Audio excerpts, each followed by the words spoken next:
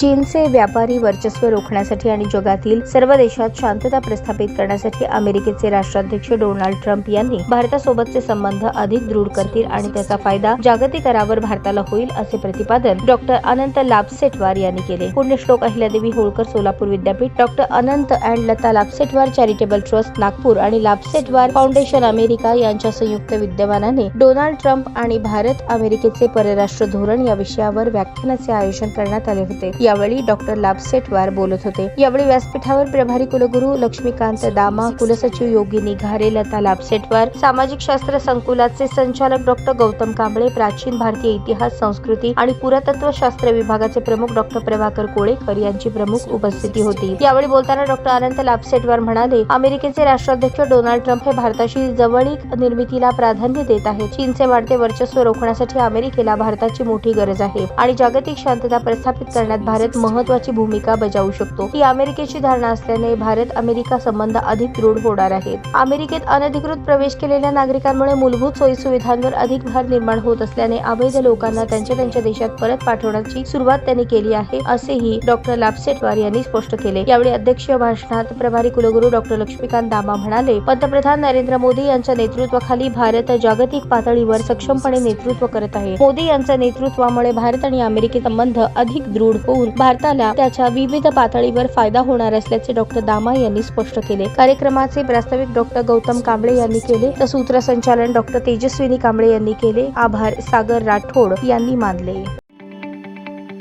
ताज्या बातम्या पाहण्यासाठी प्राईम महाराष्ट्र न्यूज चॅनलला सबस्क्राईब करा.